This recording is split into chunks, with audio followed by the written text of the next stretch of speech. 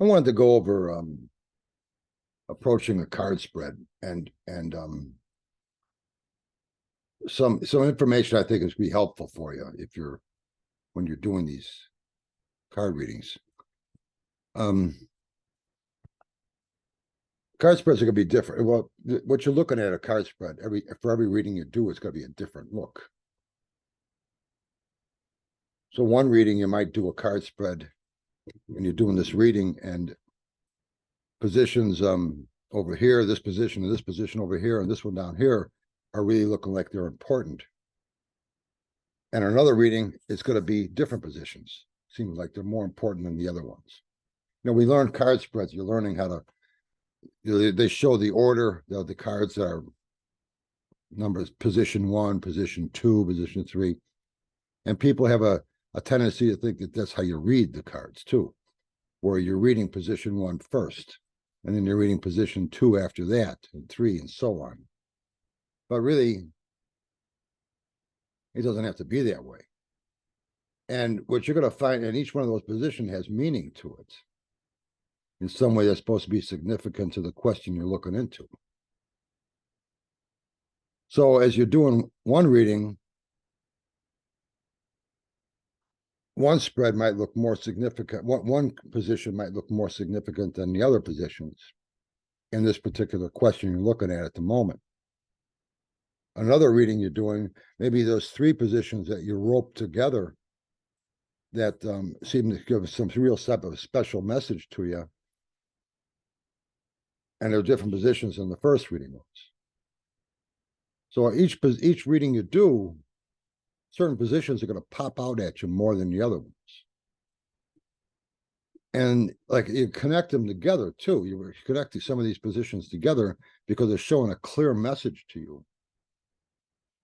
And if they're showing a clear message to you, I look at that as it's something worth mentioning to the clients. So that's what you're seeing. And that's what they're paying you for, to tell them what you're seeing. So if you see something that's out of the numerical order of the card spread, that's nothing to worry about. Read it that way because you're seeing it clearly. So use it. Use it that way. We spend too much time looking at the cards themselves and thinking, well, we got to learn the symbolism of the cards and we got to do all these other things with the cards. This is just a tactic. The cards are a tactic. The card spread is a strategy, or at least it's a map of your strategy. You don't see the card spread until cards are laid into it, but it's there. And if certain positions seem significant or important on this particular reading to address or to blend together with another position, by all means do it, because it's showing you a direct message there, and you should use that. I think you should use it. You see something there. You're seeing it there for a reason, and you should use it. It might just be one card. One position might mean more than the other ones as far as this particular reading goes. Another reading might not have anything to do with it. Might not need it at all. Not every position has to be read in depth. But it might not really be important. Something over here might be more important than over here. So whatever you're seeing, and as a connection from one to the other too, you should use that. Remember, you don't have to worry about this order that, oh, the book says you're supposed to do it this way. No, whatever you're seeing on that table is how you should read it. And I think that's important. I think it's also a good idea to learn 3-card spreads or learn how to blend 3 cards together. And you don't have to do that with just 3 cards. You could throw a Celtic cross out there with 10 cards in it, but see what 3 cards seem significant to you and blend them together to make a story. And then you could actually throw in the meaning of the position to help fine tune that even more so.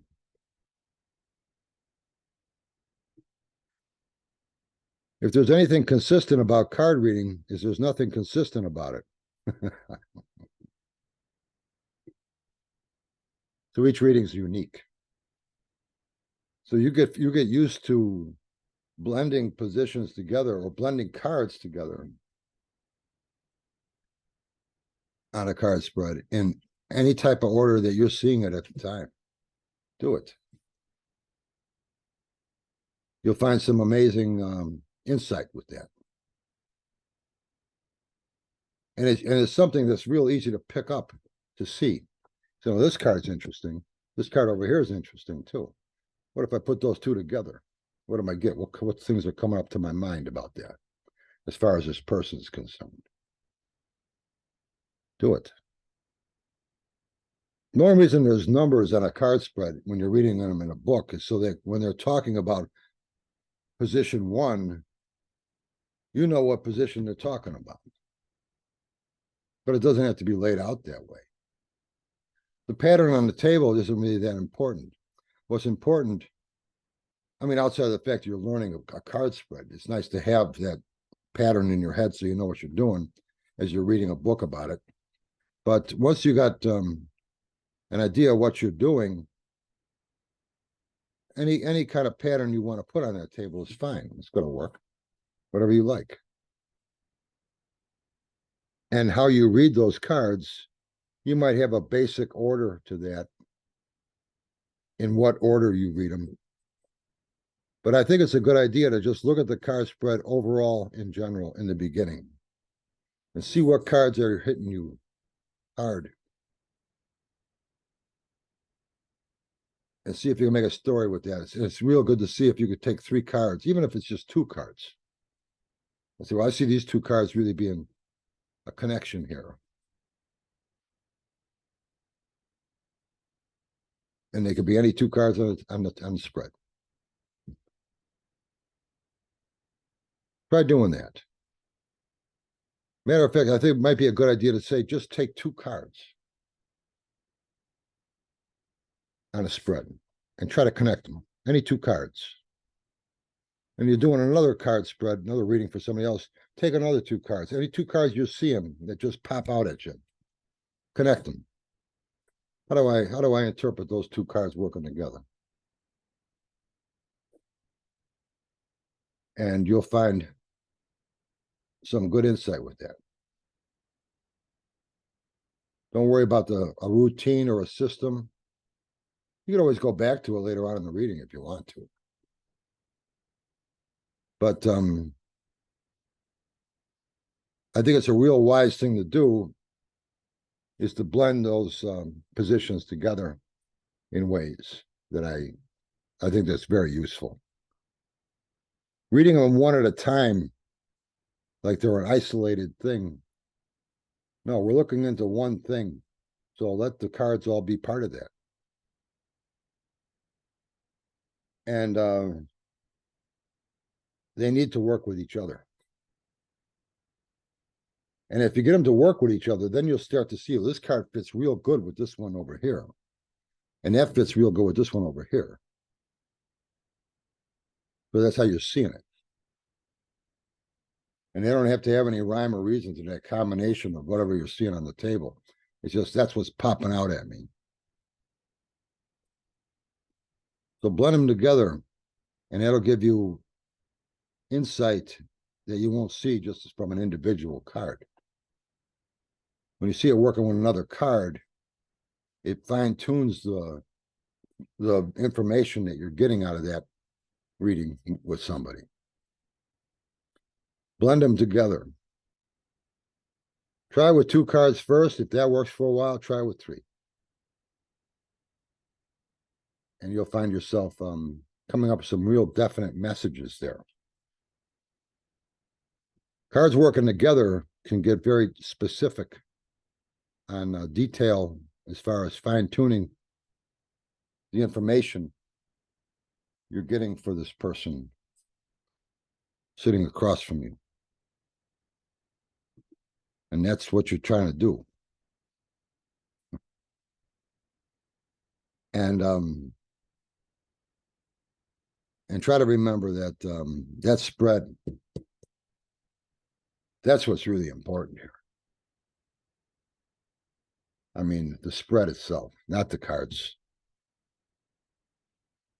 You got to have the cards because that's the tool. But what are you looking at? The spread decides that. However, you have a spread that works that's going to show you what you're looking at. That's really what's important. As far as roping cards together, I in my first 3 books, Genius of the Tarot, Essential Tarot, and Radical Tarot, I show and Bare Bones too, my last book, I do the same thing. There I have my Celtic Cross in those 4 books. There's plenty of other spreads in those books too, but the Celtic Cross is the one I usually use professionally. And I go into detail about how the positions work with each other. And what positions work very well with each other overall on a general basis.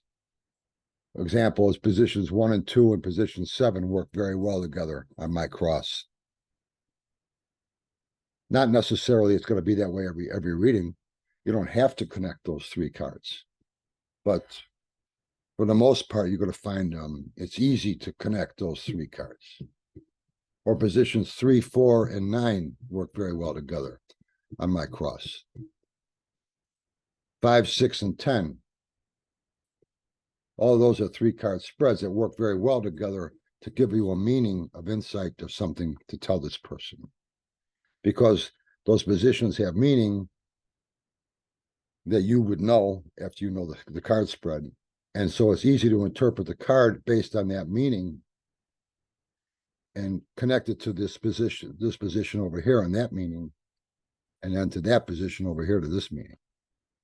And it tells you a story. And so it really has an advantage to do something like that. You know, lots of times you look at something like a cross when you first learn the cards, you think, oh, 10 positions, that's too many positions. But if you think of them as 3-card spreads, it makes it a little easier to grasp. I say, oh, it's not so bad. Learning 10 separate positions, like they're individual isolated things. No, they're all working together, those positions. You could take any position and blend it into another position for meaning.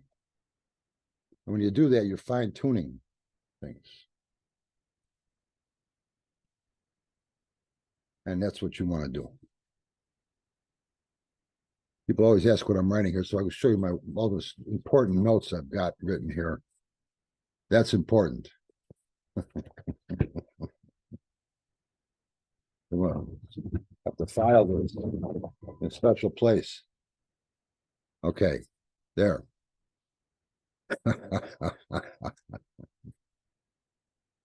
Anyway, keep in mind the positions work together with each other.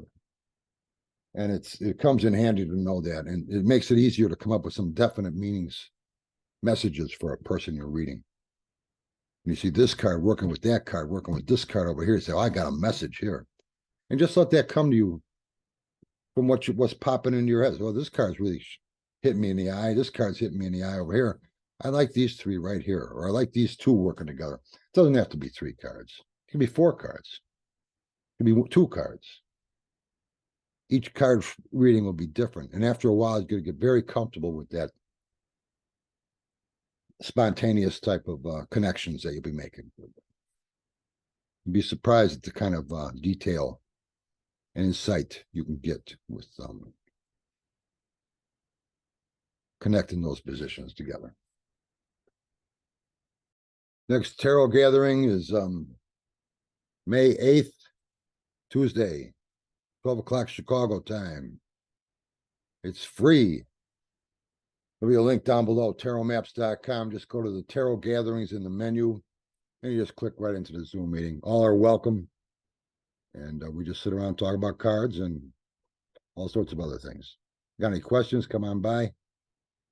And I'm sure there'll be a lot of answers for you. And hopefully good ones. Keep throwing cards. We'll talk soon. Bye.